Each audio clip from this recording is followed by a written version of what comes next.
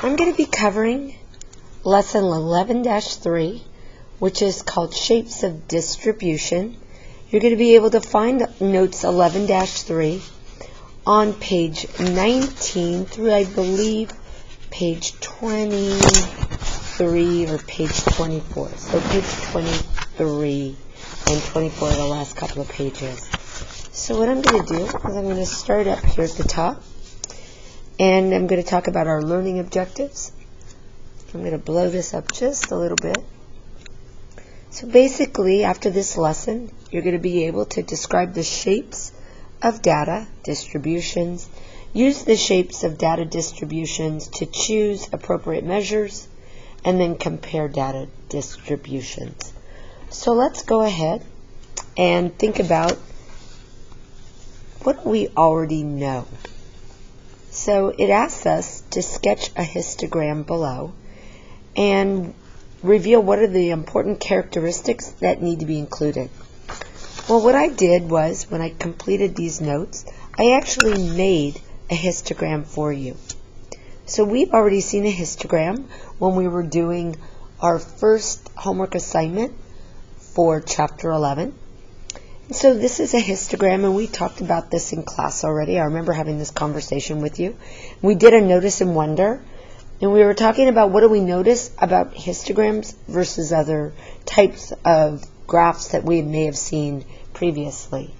Well, you all told me some important characteristics, and I remember that some of you were able to identify the characteristics, and others we struggled with a few of them. So let me go ahead and list them. Some important characteristics of histograms are that we measure intervals. Another important characteristic is that we have frequencies.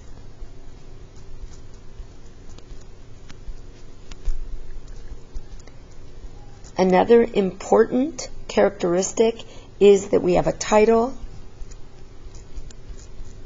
and our sides and bottom of our graph, or our axes, I'm going to write axes, are labeled.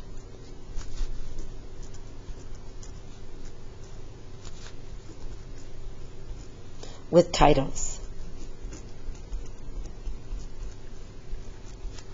And the last one is that the bars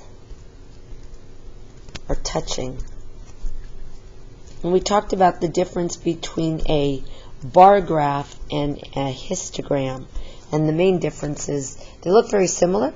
However, that in a histogram, we take intervals and all of our bars touch because one goes into another. So again, what I want to see if I can blow up a little bit is this histogram right here. You can see we have a title. You can see down here at the bottom it says pieces of candy consumed. So again, this is another title. Notice on the left hand side it says number of occurrences. That, in other words, is the frequency. So you may see the word frequency. You may see it titled as an occurrence of what we're measuring. So just always pay close attention to that we need labels on both the Y and the X axis. We need a title. Our bars are touching. All right. So now it asks us to sketch our own example.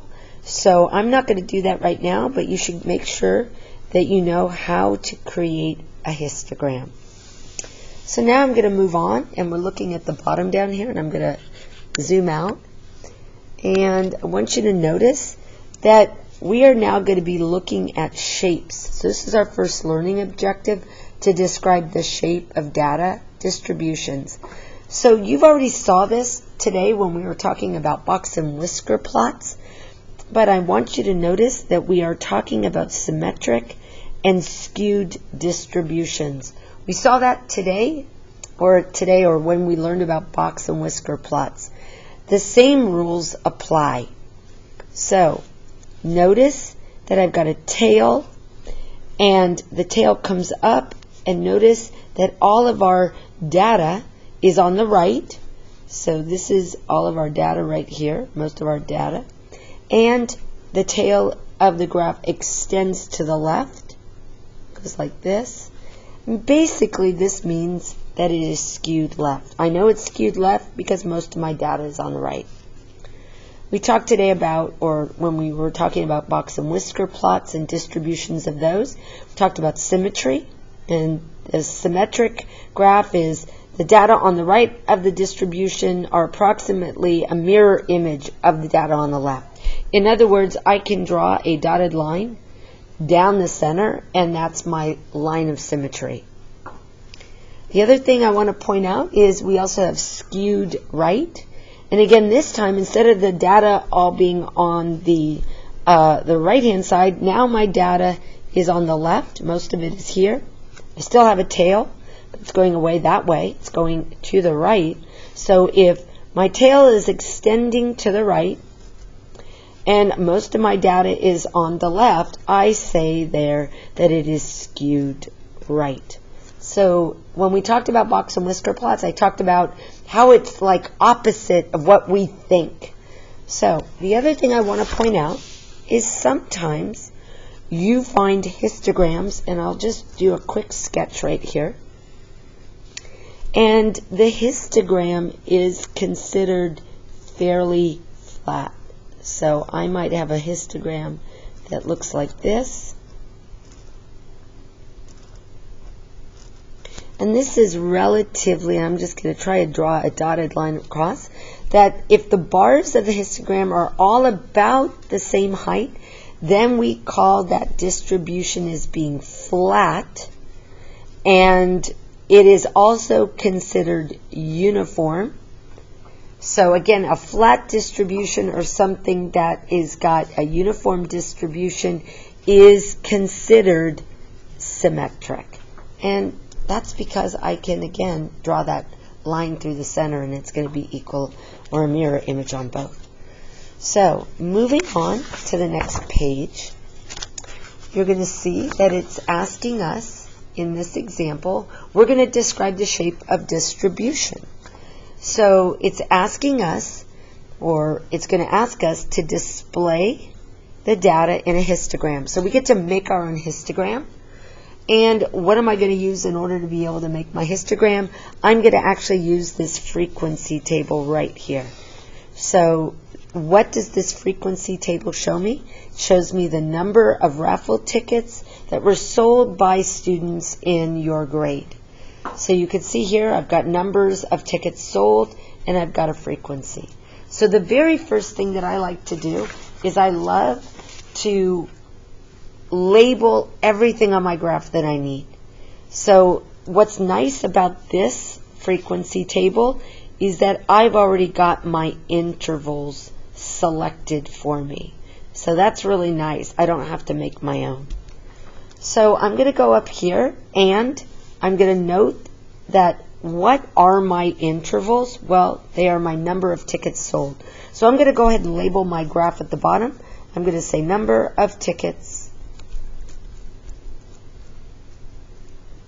sold. So that's my label on the bottom. I'm also going to go ahead and write frequency over here because I need to label my y-axis. I'm going to give you a little hint. Take a look at my table. Preview chapter 3 and 4. Those are my x and y's. So x, y. This is my y. This is my x. So I just given you a preview. I didn't mean to kind of go off topic, but I just want to point that out. So now I need a label. So I'm going to look here. I've got a frequency that ranges from 5 all the way up to 25. So I have to decide how I want to label my axis over here. Well, if I count by 5s, 5, 10, 15, 20, 25, 30, it's not going to give me a good number. I can count by 1s. If I count by 1s, I'm not going to have enough lines. I can count by 2s, 2, 4, 6, 8, 10, 12, 14, 16, 18, 20. I get to 20, but I don't get to 25. So I'm actually going to count by 3s. For a lack of another number in the number of lines I've got. So I'm going to go 3, 6, 9, 12, 15, 18, 21, 24, 27, and 30. Okay, so now what do I have to do? Now I've got to figure out, do my intervals on the bottom. So I'm going to take all of these and I'm just going to label. So this is going to be 1 to 8. This one's going to be 9 to 16, 17 to 24, 25 to 32, 33 to 40. I'm just reading off the graph, off the table. 41 to 48, 49 to 56. Okay, so hopefully I've got them all. I got 1, 2, 3, 4, 5, 6, 7. 1, 2, 3, 4, 5, 6, 7. Yep, got them all. So now I just got to put my histogram together. So what's the frequency from 1 to 8? I've got 5. So I'm going to go up to 5, about right there, and draw my first bar.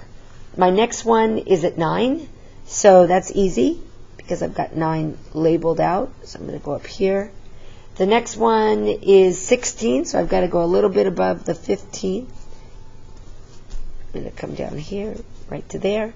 And then what do I have? I have 25, so I'm going to go all the way up, just a little bit above the 24. And I've got to draw my line. Notice I didn't use a ruler. 33 to 40 is 20. So again, I'm going to be just a little bit under. And then 41 to 48 is 8. So again, it's just a little bit below the 9. And then 7, which is going to be just one above. Okay, so take a look. I've got my first histogram. Yay! So just look at it. What do you think it looks like? I think it looks fairly symmetrical. I'm just going to point it out. Fairly symmetrical. All right. It's not perfect. Remember that. Not perfect.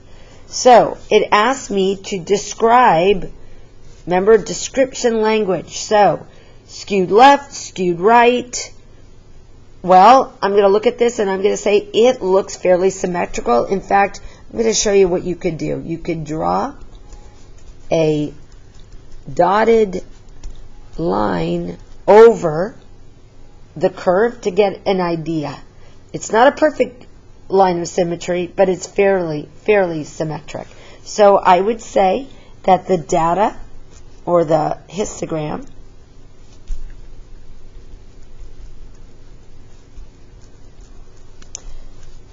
is symmetrical, and I also want to say the data on the left